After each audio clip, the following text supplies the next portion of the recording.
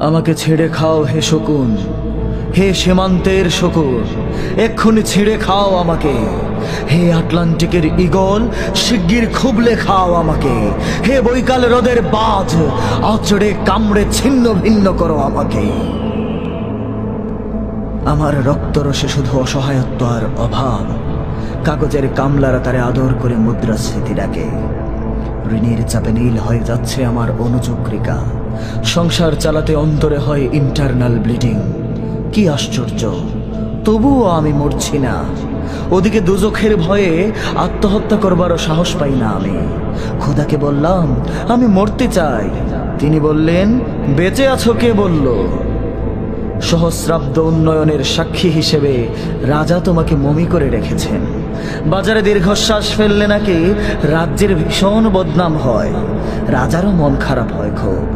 কোতোয়ালরা ফরমান জারি করেছে আমাকে সারাক্ষণে হাসতে হবে, নইলে দেশি কুকুর ও বিদেশি মাগুরকে একবেলা ভালো মন্দ খাওয়ানো হবে আমার মাংস দিয়ে। নিত্যদিন ব্রয়লারের ভুঁড়ি নাকি ওদের ভাল লাগে না। অথবা আমাকে ভাগ দিয়ে বেচা হবে।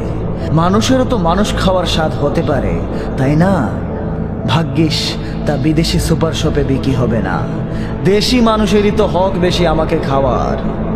এ দুজখী যখন নিয়তি, তখন আমি উদাম হয়ে ডাকছি দুনিয়ার শ্রেষ্ঠ মাংসাশী বিহকদের।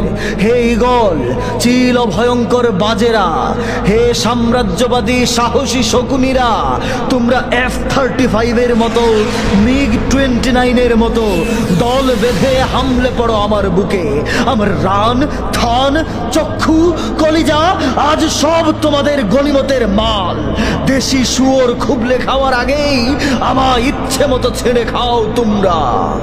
দোহাই, শুধু মস্তিষ্কটা খেও না আমার, তাহলে শীঘ্রই দাস হয়ে যাবে তোমরাও।